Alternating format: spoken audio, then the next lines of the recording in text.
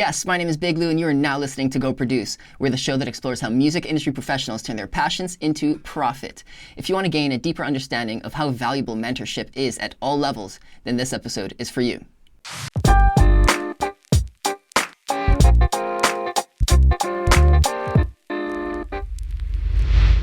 Thank you, Factor, for funding part of this initiative. The theme for today's episode is, how did your previous mentors affect how you mentor today? Mentorship coming full circle. Our guest of today, Garth Richardson. He's a Juno Award-winning producer and engineer who began his career at the young age of 15 while working in his father's studio. Later, he became one of the founders of the Nimbus School of Recording Arts.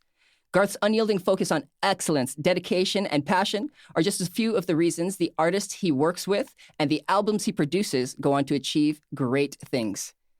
I bring you Garth Richardson. Holy shit, I better go get Garth then, right? Because you guys, wow. That's not you, that's not you. I'm pretty sure that's no, not you. No, they're definitely not me. You got some other guy. I think, hilarious. Right? Thank you so much, Garth, for being here. I want you to know that we do appreciate your time, so let's make the most of this and let's go produce. Fantastic. Okay, let's go. So our first segment is called The Basics. Okay. What we're going to do with the oh, here we go. Nope. We're easing into the basics. All right. What we're going to do with the basics is essentially get to know you on a personal level so our listeners can move forward together. Okay. I like to start out with, what is your first musical memory? Okay, that happened actually Hallmark Studios back in probably 1963. My dad gave me my first reel-to-reel tape. Oh. And I was 5. Oh, wow. I was 5 years old, and he gave me the tape, and I was there looking at the tape and going, what is this thing, right? Do you remember what was on the tape? No. It was a blank tape. My dad was working at the time with Bobby Yakutola. Oh, wow. And that's back in like 1963, maybe 64. Way back playbacks. Very cool. Way back, because that means I'm old, I guess, right? Come on now. And then the 5-year-old mind was super curious, trying to decipher what this is. Yep. Hold on. No worries. I have a dog, and he likes to hang out with me. So hey, dogs are cool. I'm back. Sorry, dogs are cool. Dogs are cool. Yeah. So you're a 5-year-old mind. You see this tape, and you're trying to decipher what this is, and from there you're hooked. I didn't have a clue. Yeah. Obviously, you were super influenced by your surroundings, but yeah. Wow, that's an entry. Yeah. I'm also curious to know, what is the first lesson the industry has ever taught you? Show up on time. Interesting. Yeah, my dad basically used to preach to me all the time that you had to show up on time, because if you didn't, then you're going to get fired. Right. So yeah. He was very critical. So that you had to be on time. Does showing up on time mean being there ahead of time so you're ready to go at your start time? Exactly. My dad used to say noon meant you're going to hit play at noon. Not that you show up at noon, have lunch, say ready hello. To start and say hello. It was like you were there, and when he said noon, that was play. Yeah. So you'll see that. That's the higher up you go in the hierarchy or in the ranking system or in professionalism, you'll see that time is regarded as very serious. So it's a very important lesson. And the fact that it was one of your first lessons made like the rest of your career develop very nicely. So everyone listening, make sure to be on time. Yeah, show up on time, because you know what?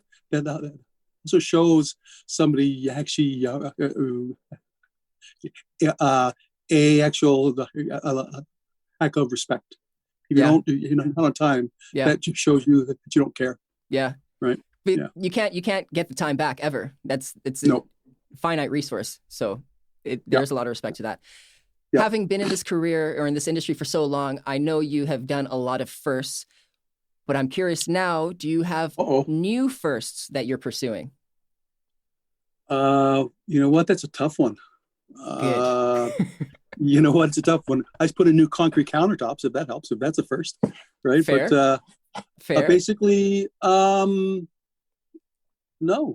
No. No, I've had a really good career. It's like there's nothing that I really, really, really, you know, have to do this because I've had a really good time doing this, right? So there's nothing That's amazing. that I can think of, that I have to do something, right? So Yeah. Yeah. But yeah, does that mean you feel like you're done? I'm not done. Not a So no, chance. that's not okay. Okay. Yeah, yeah, Because yeah, yeah, being committed to the game, persevering does say something than accomplishing and leaving. That's yep, two different levels, two different magnitudes yep, of yep, yep, yeah, service true, almost. true. Yeah, yeah, yeah. Very cool. Awesome. Garth, that is the conclusion of the basics. I hope Wow, you very much wow. enjoyed that. You said they were Yes, kind of yes, rough, so I mean, tough questions. yeah, That's what we try and go yeah, for. yep, yep. Beautiful. Totally. How you feeling right now? Good, Do you good. want a breather at all? No, Nah? let's go. All Let's right. let's let's fucking get her done. Let's get her done for the Get boys. her done. Get her done. Our next segment is What's Yo Take? What's your take? Okay. Yes. So in What's Yo Take, I'm going to be throwing semi-ridiculous points, perspectives at you to try and hash out your opinions. Okay. My first question is, or point Okay. is, your interns, they have it easy. No. Well, why is that relationship more challenging than another intern? Well, because you want them to learn. If you beat them up, of course, you can't do what we did in the old days to what we did today, because then we'd all end up in jail. But that applies with that applies with numerous great actually stories. But basically, I you have to have their trust, right? And you have to know that they also have your back. If you have an intern or actual runner, aka the same thing, you have to know that if you tell them to do something, it's going to get done, and you have to worry about what they're doing. You have to make sure that you say to them, they get it done. Because then, if they can handle that job, then they can move up the ladder and they can get into being a actual second engineer. Then they can become actual first engineer. Then they can become producer, right? So you have to have your interns have to be good. Obviously, different people are going to come in at different levels. So I Yeah, can't really yeah. ask how long does someone have to intern with you before they become an actual producer. But is there an average time that you see people spending? No, Nope. no, no. Some make it and some don't. Some make it and some don't.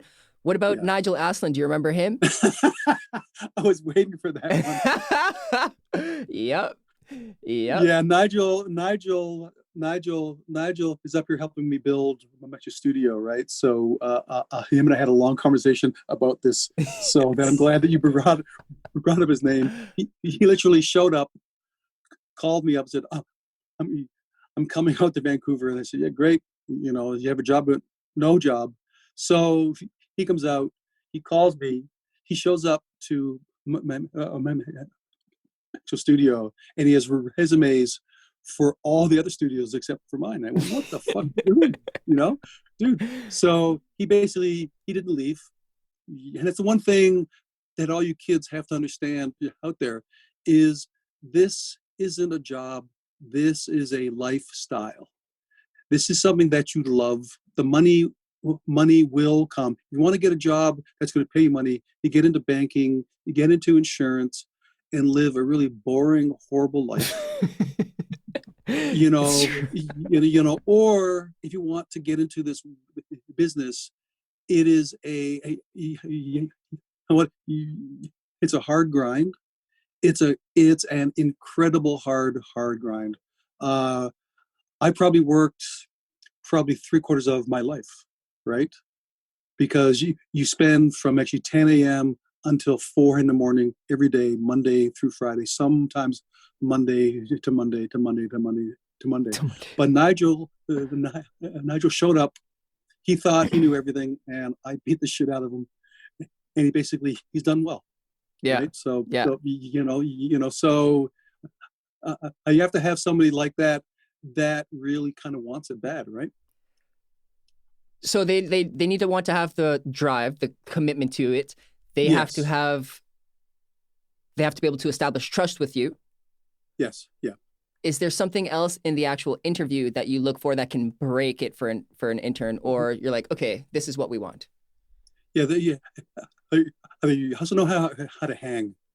That's because if you're in a room for every 3 months with somebody, at some point you're going to want to punch them out, right? So you want to make sure that a person's going to hang well.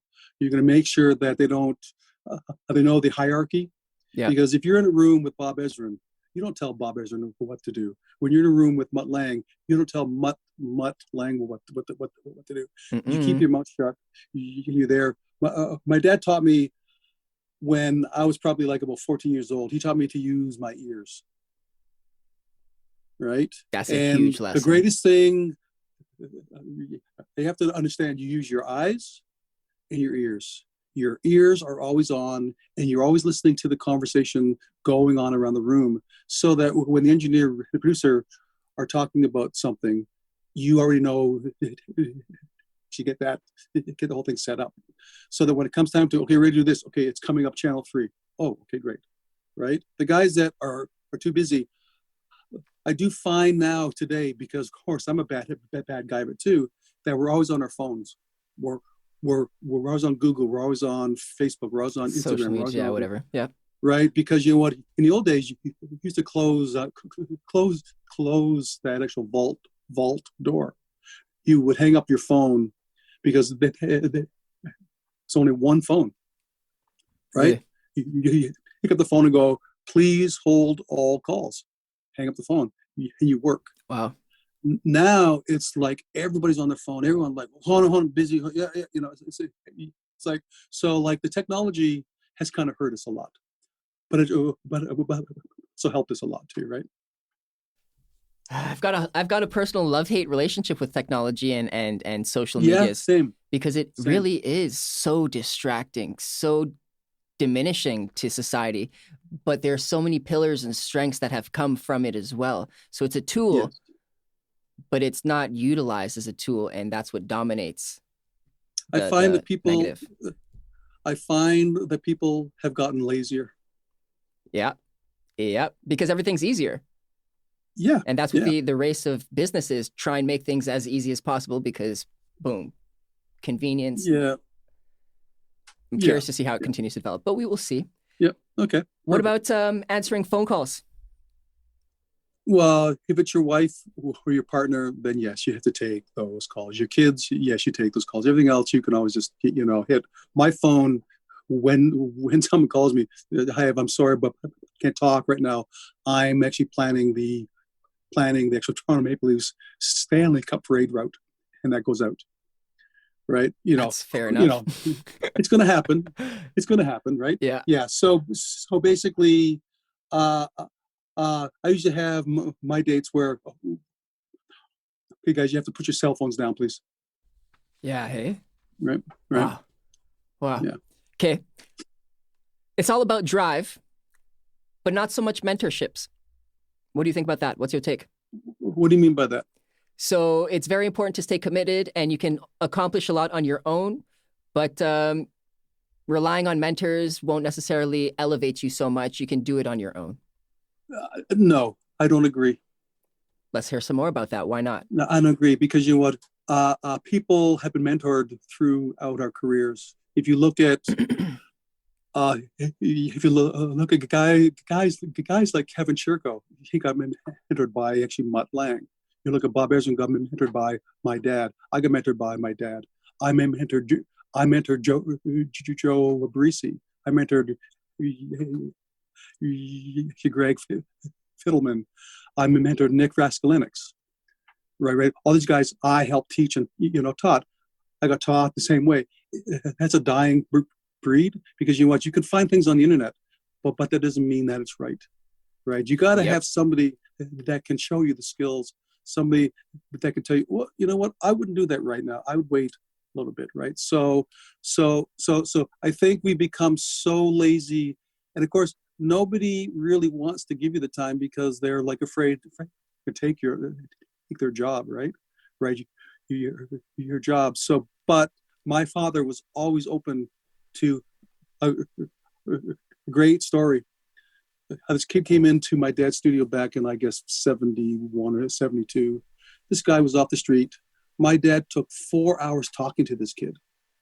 The kid goes, Jack, what do I have to do to make it in the business? My dad said, get the hell out of Canada. That guy, so this was a nowhere kid. He played keyboards. The guy turned out to be David Foster. Now, if my dad did not, my dad did not spend the actual 4 hours talking to him, maybe that would have happened, right?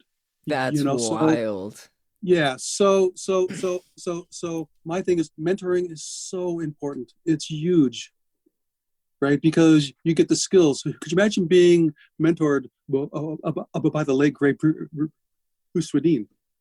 Right. What you could learn.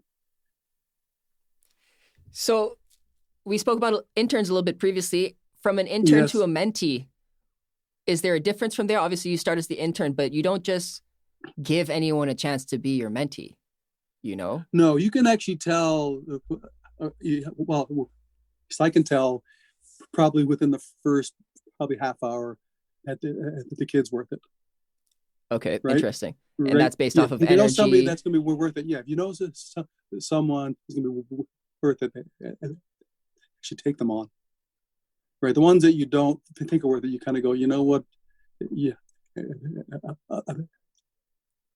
no point, right? It's like, you know what? Bye-bye. And would you even consider taking on someone as a mentee before they went through the internship process? Oh, of course, yeah. There's a kid that just showed up at my door here. He's going to actually Berkeley School of Music, but he can't go. He showed up at my door. He was putting in my deck. And then he began talking. You could tell that he was sharp. He actually gets it, right? Interesting. And my last question on this point: your dad told the pianist. Wow, the name is flooding my mind. David Foster. David Foster. Oh my God, thank you. Louis. I know. Wow. I'm speaking to Garth Richardson. I'm focusing on this. Somebody that's great. I'm nervous, okay? David Foster is a legend. He always does this, Garth. I'm not Are there perfect. any openings on your studio for a sound guy? Yeah. He doesn't want to kick it with me anymore. That's hilarious. Come on up. That's hilarious. But you said that your dad told Dave to get the hell out of Canada. Do you think that advice still counts today? You know what? No, it doesn't, because you know what? There are some phenomenal people coming out of Canada right now. The whole Drake camp, the whole weekend camp. There's so many phenomenal Canadians, and they're doing it. But mind you, after they become big, they do leave. Then they do leave, yeah. Yeah. But you know what? Nobody wants to be in the States right now, too. That's the interesting part as well. I'm curious to see how that changes over the next couple of years, months even. Yep. Yeah. It's actually changing a lot. So yeah. Yes. I get that. The collaborations and paperwork that comes from all of this, is that simple? What's your take on that? It's not simple, because it's kind of having somebody show up into your house. You have to teach them to actually dress differently, right? You got to make them look at themselves differently. You got to make them. I have to say the word no. That's not good. That's not good enough. Right. You have to make sure that when they come in, you want to point out the good points, and then you want to point out the bad points, and that's hard, because you're telling somebody that it's not good, right? And it's hard on the ego. But I mean, like, if they're serious about the project, then it's okay. They should be open to this feedback. Yeah, but they're not. No, I don't want anybody telling me what to do. Would that hinder their career? Well, there's a great story. There's actually two stories. My dad was doing Bob Seger. Yeah. He showed up with 2 songs. My dad did a cover of my "It's Empty Without You, Babe." My dad was coming. The whole band had left, except for one guy in the band. Yeah. My dad went to get Bob to hear the first mix. Bob was in my dad's office playing on the piano. He was playing the song Night Moves.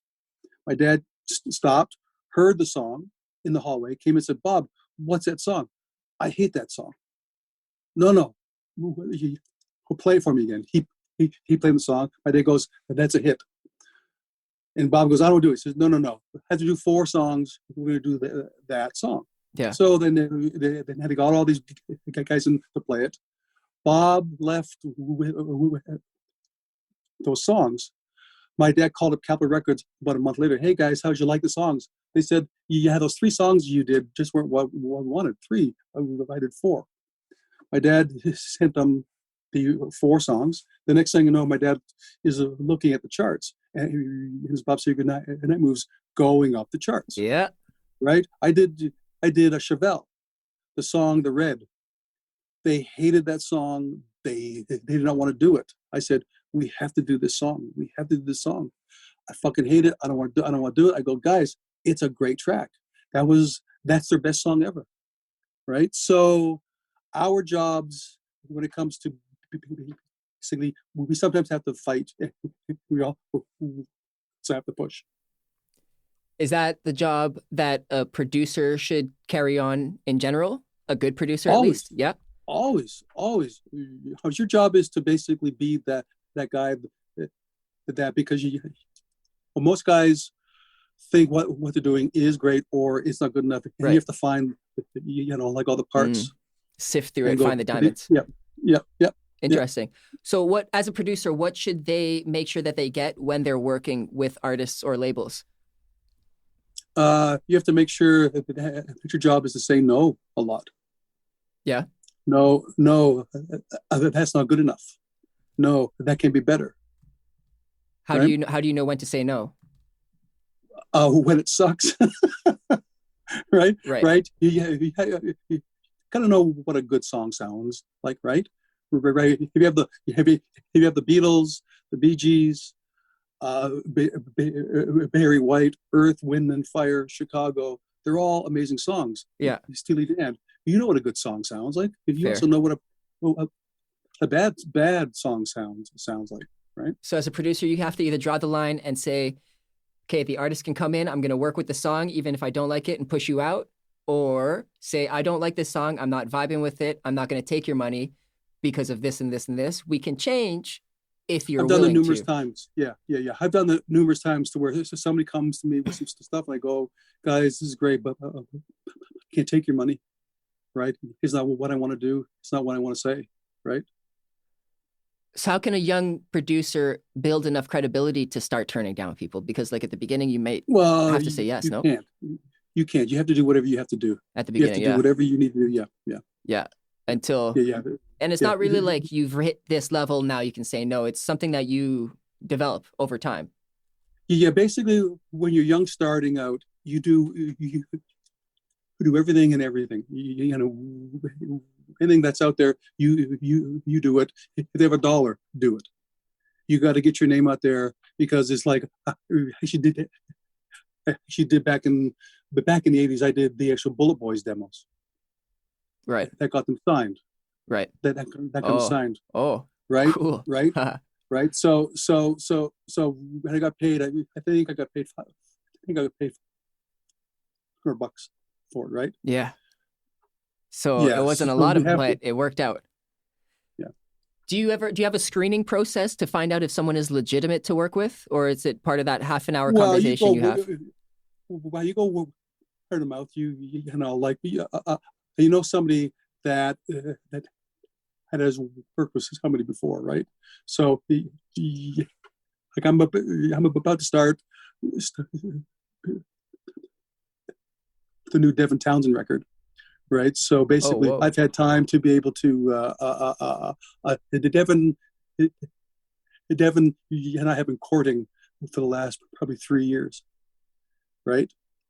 So it's kind of like I take my time on some. If it's a band that comes to me, I'll go and find out who they've been with. Yeah. And I'll say, so how's the band? Any problems? Anything that happens? Right. And the people usually go, yeah, you have to watch it for this, or you know what, amazing guys. That's awesome. Do a little bit of due diligence. Yes. Yeah, it goes a long way. Yeah, another thing that you have to do is meet a band. You really have to know everything about them. Their discography, their history. You have to know what they like, what they don't like, their genres of their taste. You have to know what makes them tick. Right. So you young kids, do your homework, study the band, study who they are, right? Yeah. It really does go a long way. You don't want to be caught underprepared when the opportunity does come. So right now is a good time to start. Yeah. Yep. Fantastic, Mr. Garth. We are wrapping up this segment. We've got one more segment for the show. Okay. Shoot. Our last segment is called Clear the Air. Yes, sir.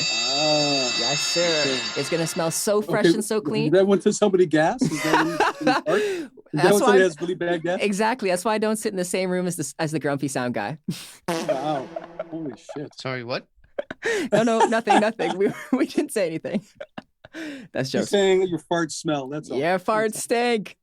So we're going to start off this segment. Essentially what we're going to do with Clear the Air is throw 3 to 5 different topics so that we can provide clarity for the young green professional. Cool? Okay. We are going to start this off by sharing a video that we have. We have one of our followers, our guests, our listeners, Justin Mackey. He's a singer-songwriter from London, Ontario, and he's got a question for you. Okay? Okay, go. Hey, Garth, quick question for you. In today's music industry, is it better to try to get a song on radio or to try to place it on TV or shows? Both. Both. Right off the bat, there's not one over the other? Nope, no. Get your song heard. Is it simpler to do one over the other? No, they're equally as hard, because if it's a really bad song, then it's not going to work. It's going to go nowhere. There's a great story. My dad, when I was probably 16 years old, I said, "Pops, I want to do what you do." And he goes, "Okay, son, we have to have a talk." And I'm like, you have a pad of paper with pens, and I'm ready to write pages of notes. And I go, "Okay, Pops, I'm ready." He says, "Okay, ready?" And I have my pen and my pad ready to go. And he goes, "Okay, write this down." I got my pen ready. He goes, "Good songs sell, bad songs don't." Done. That was it. Lesson learned. So the bottom line is, nobody is waiting for a really shitty song. A great song will get you through a million doors. A bad song will get you through the first door. So the thing that you have to realize is that all of these songwriters, you have to study and you have to learn what a song is. Max Martin is the perfect example of math music. Everything that he does is calculated. Yes, you know who Max Martin is? Yes, we do. Okay. Yes, we do. No, you don't. What are you talking about? So basically, he is the ultimate songwriter, because apparently they teach songwriting in school. She's Sweden. Yeah. Right. So they basically, so if you're going to become an actual songwriter, learn your craft. Right. That's the hardest thing to do. Do you find that writing specifically for different kinds of shows and TV movies, whatever the case may be, you have to be more specific, or you have to be more general in your songwriting? It depends. You know the band The Fray? Yeah. Okay, The Fray had the record out. It was done. It was over. It didn't do. He didn't do like a damn thing. Some music supervisor put one of their songs on the last show of that actual TV show. What's called Grey's Anatomy? Yeah, Grey's Anatomy. Nice. The next day, the song went to number 1. Get out of here. It's a true story. That changes the game. So, yeah, that changed the game, right? So nobody wrote that song for that show, but somebody saw the song, heard it, said, "Hey, this song would be great to be put into this TV show. So it's really hard to say that you're going to write for TV or so. Just write good songs, write good music. Good music. Right? Once you have that done, try and make those connections, market, everything. Okay. Market, get yourself out there. Yeah, marketing is huge. Okay. Yeah. We were speaking about mentors earlier, and you told me a story about your dad just now, how you had to start up. Good songs sell, bad songs don't. But I wonder, have you ever felt intimidated by your mentors, by the person that your father was, the legendary Canadian producer, you know? You know what? Not, you know what? In fear. Yeah. I guess would be a better way to say it. Because you know what? They she demanded, you know what, you had to be at your best. Exact From the interns, let alone you. Exactly. Bob Ezrin still to this day scares me because he is so absolutely brilliant that you have to be on your A game. Mm. My father was the same way. So was Michael Wagner, who basically had me under his wing too. There was no wrong. There was only right. Yeah. Yeah. Right? No time for that. You know, so yes. Wow. So you had to pay like attention to where, again, getting back to the cell phone thing. I've had kids that have had in my sessions, and I'm like, blah, blah, blah. And all of a sudden, you know, there's a kid over in the corner on his phone. It's like, what the fuck is more important than this right now? Well, I'm checking my schedule for next week. You know what? That's fucking next week. Get your ass over here and pay attention to what we're doing right now. Yeah. Right? Because I'm actually paying you for this. So you better get your fucking ass. That's even more. Over here. Even more reason. Right? Yeah. So it's fear. It's fear. Yeah. But in a good way. That's a great way to add to it. And the fear from a good way was from those people, but did you ever feel external pressures from the community abroad or around you because of who you were? Well, it's kind of always hard because it's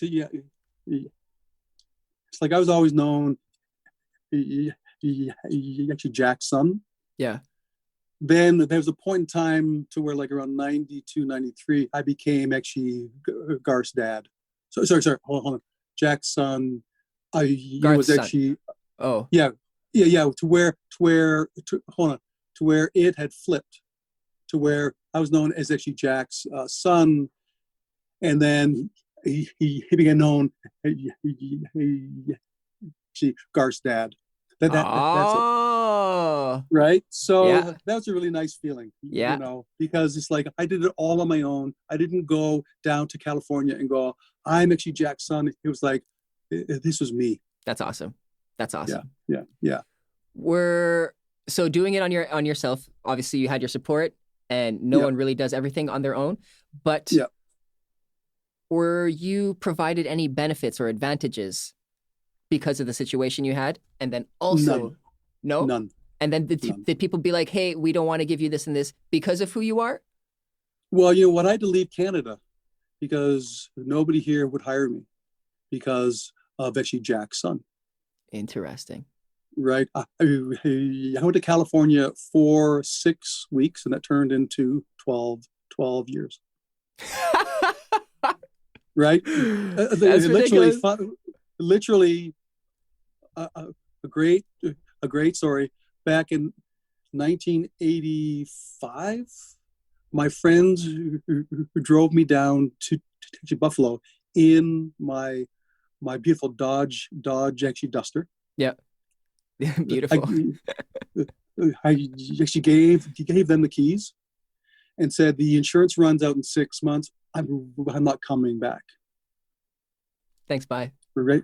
Yeah. So like I went down for 6 weeks, and then it turned into 12 long years.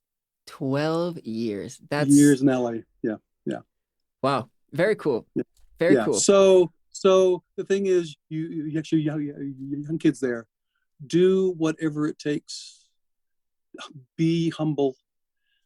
Do you know what? If you have to clean the the actual floors and the toilets, do it. Because if you do that job well, people will notice that. Yeah. And people will see that you're hungry, and somebody wants somebody that when they say something once, it gets done. It's done. You're going to move, you're going to go up the ladder. If you have to keep telling somebody something over and over again, bye-bye. Yeah. Time to go. Simple. Yeah. Time to go. Yeah. Yes. Hey, you mentioned I want to touch on another lesson that your dad gave you about good music selling. Yeah. When you say good music is popular, is that only referring to pop music, or is that or are there specific formulas for different kinds of genres? Well, a good song is a good song. It could be in actually metal. It can be in country. It can be in blues. It can be in polka. Well, no, not polka. Exclude that. It's still polka. But you know what? A good song is a good song. Yeah. Right? And that can never be replaced. Interesting. Cool. Yeah. Awesome. Yeah. I want to touch very briefly on the Nimbus School of Recording and Media. I've come across this. It appears to be Canada's elite music and media school located in beautiful Vancouver, BC. Yes. You founded it with a couple of other people. If you could share a 2-minute story around how that came to be and what you do with it. Okay, Nimbus started because I was in Vancouver and Bob was in Los Angeles. And up here, it was pissing rain. I just fired my probably 40th runner. I called up Bob and said, Bob, I just fired number 43 runner. He said, yeah, Gar, I get it. I go, you know what, dude? We have to do something because how we got mentored isn't happening, and we have to help our business.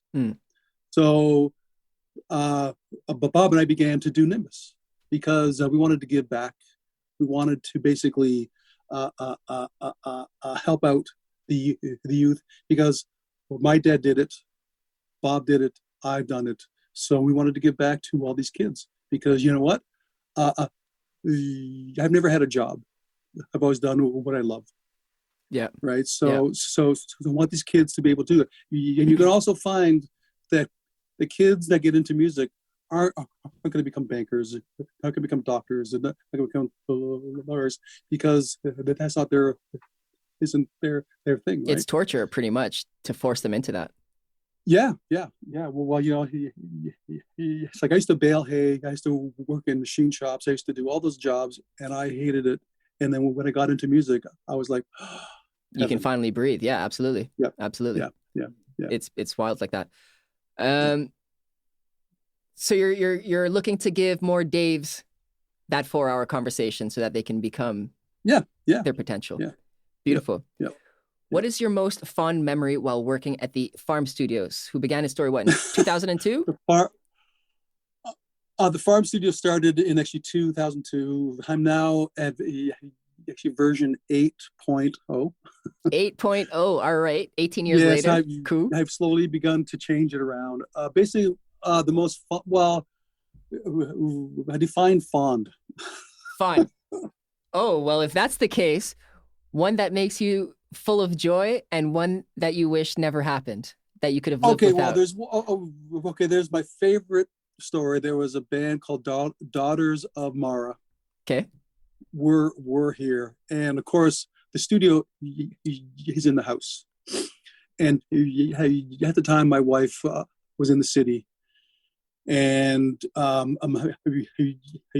had to go into the city because she wouldn't come up here anymore because it was crazy, right? You know, like you have a bunch of rock guys here. It got crazy. So I went into town and I came back up. My runner told me, hey, just want to let you know the bass player had sex in your bed. And I went, oh, okay. Does he know I know? No, he doesn't know. Don't tell him I know. Thank you for telling me. So the next day I went to the bass player and said, hey, you know the song you did, you know, the bass part, is there any way that you can redo it? Because I really want the bass notes to be a little bit tighter because you're playing it more open and I want it to be a little bit more tight. Yeah. So as he is actually redoing his bass part, I went over to where he slept and I took my, my shavers. Yeah. I actually pulled down my pants. Oh. and I shaved every bit of hair all over my lower part of my body, and I put it all over his pillow. And the next day, we're all up on the deck, and he came over and he sat down. The sun hit him, and all of my pubic hair was in his eyebrows, on his lip, on his shirt, on his hair. He was covered in my pubic hair, right? So that was a fond memory. Yes, thank you for sharing that. That's hilarious. Yeah. So there's been lots of fond memories here. Yeah. You already know what's coming to you, right, Louis? Oh no, you don't know where I sleep. You do. Yeah, you gotta be careful, guys. It's dangerous. It's dangerous. Did you tell him afterwards that what happened? Well, we were in LA about a year later, and I said, "Hey, dude, we're at the Hollywood Roosevelt having some drinks." Yeah. The basement show. He actually kind of showed up there. And I said, "Hey, man, do you remember when you had sex in my bed?" He went, "Yeah." He smiled. I said, "Oh, do you not know what I did?" He went, "What do you mean?" And I told him. He was running after me around the pool. He brought it onto himself, man. You know what? Yeah. You started the fire. That's jokes. Yep. Beautiful. Yep. Now, next, we're looking for a couple of lessons, 1 or 2 lessons that you gained from your album experiences. We've got a couple of different albums that we want to ask about. Okay. That cool? Yep. Destroyer by Kiss in 1976. Any lessons from that album? Well, Bob gave me tickets to go see Kiss when they were on that tour in Toronto, and I'd never heard of Kiss. I'd never seen Kiss. And then when I went to see the show, I was like, what the fuck was that? Was intense, insane. It was the best thing that I've ever seen. Right. Huh. So that kind of got me into like, okay, rock really is cool. And so is that essentially where you wanted to like fully plunge into rock? No, I've always been like a prog fan. Like, yes, ELP, Gentle Giant, like all those early bands. I was a real fan of that kind of stuff, right? But the whole Kiss thing was like, I went, wow. Yeah, and that's where it was. Okay, cool. What about Raise Your Fist and Yell by Alice Cooper, 1987? Wow, you're pulling them all out, aren't you? Right? Yep. Well, that was when he was into the hair metal, which is really kind of I find that that was he was following the trends and not being like a trend. Yeah. Right. But you know what? Cool. It's cool. I got my gold record from that. Yeah. Beautiful. Yeah. Rage Against the Machine. That's kind of my albatross, I think. How so? Well, it's because it's my biggest record, right? So it's gonna be hard to top because that was a special record to make. Yeah, that was all done live off the floor. Do you like doing that kind of work, or? Yes, you can do it if the band can play. Right, that's the problem today, is that the younger bands don't actually spend the time to learn how to play. Interesting. Right. Our grumpy sound guy wants to chime in. Yes. That is like the quintessential live off the floor album. Like, I think everyone tries to follow that when they try to do live off the floor. Yeah. But it's very crazy because you do hear the buffing of doubled guitars and stuff like that. Yep. And it's very crazy because how did you manage that? How did you manage that doubling process with them playing live? They didn't play to a click or anything. No, nothing. There was no Pro Tools. That was all live off the floor. We had to basically just punch everything in. We had to double it up. And you had to kind of, okay, it's speeding up here, so you have to kind of be on top of it. We spend like a lot of time. If you listen to the one song, it's called Settle for Nothing. Live off the floor, Tom played actually one solo. He didn't like it. So he overdubbed the solo, but the old solo was actually bleeding through the PA system, which went into the drum mics. So if you listen closely, you can hear the old solo. Yeah, super jazzy. Yeah. It does sound has a delay, right? Wow, that is crazy. Yeah. Thank you for that. Yeah.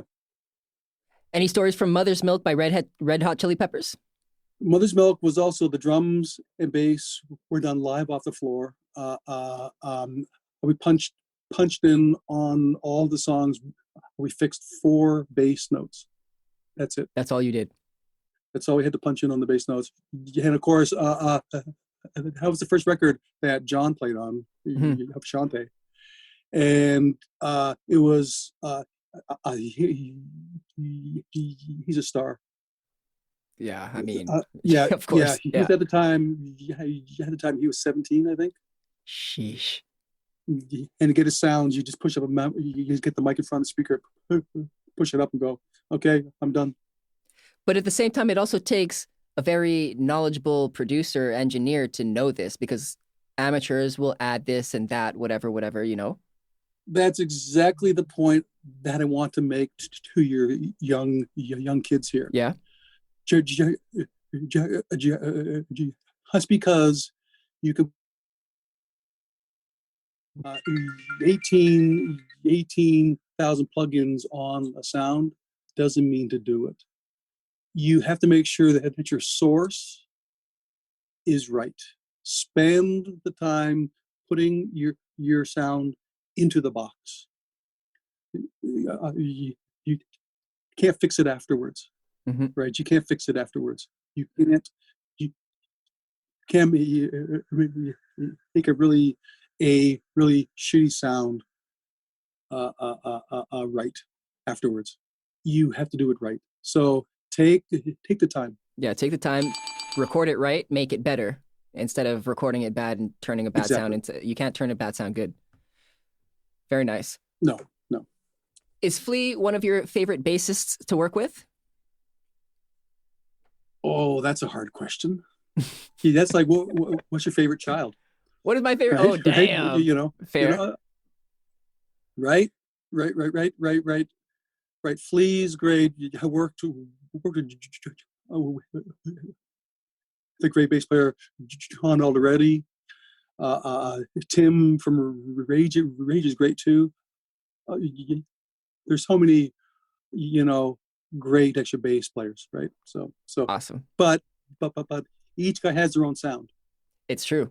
Right? It's true. The character, the personality lives in the sound. Any lessons from Three-Sided Coin, Nickelback, 2002?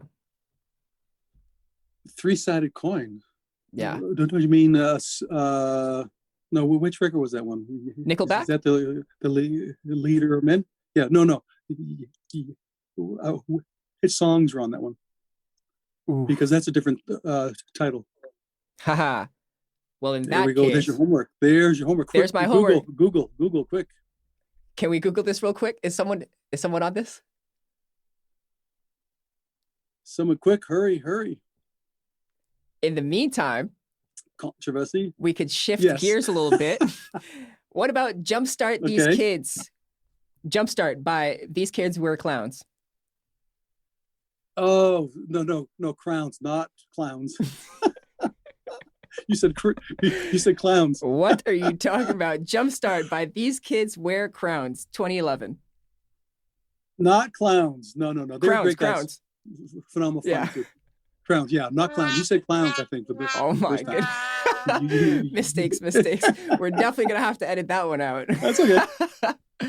Yeah. These kids were clowns. Yeah. They were no. Nice kids. Yeah. That was fun time. Good times. That was very fast. Yeah.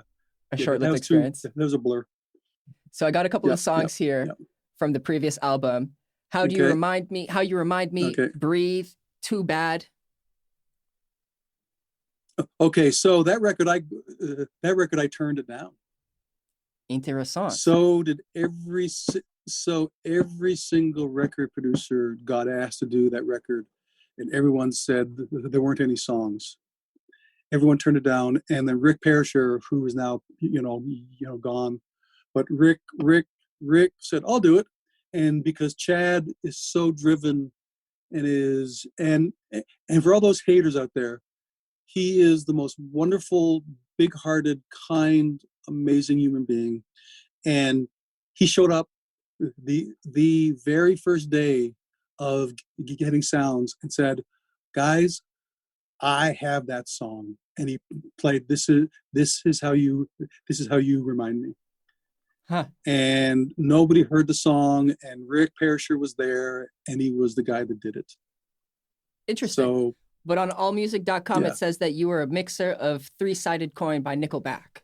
That's where we got our I was? Yeah, and it said Too Bad is the song name. I think that's wrong. Interesting. Oh, that was off of the first record I did, right? Actually, I did Leader of Men, that record. Oh, okay. Right? Okay. Yeah. So we got to do our better homework. That's Fantastic. okay. No, the Google. Fake news. Fake news. You never know. You got to sifty this, sifty that, see what you can find. But right from the source is the best. We've got one more question coming in from the back, and we'll be wrapping up very shortly. Is that cool with you? Okay. Yeah, it's fine. It's fine. Awesome. That question is on its way. You mentioned reel-to-reel tape. What is your thoughts on the classic debate between digital and analog? Okay, warmth, cold. Literally like that? Digital is warmth, analog is cold? No. Opposite way. The digital's cold, analog's warm. Okay. Yeah. Which do you prefer? Yeah, thick.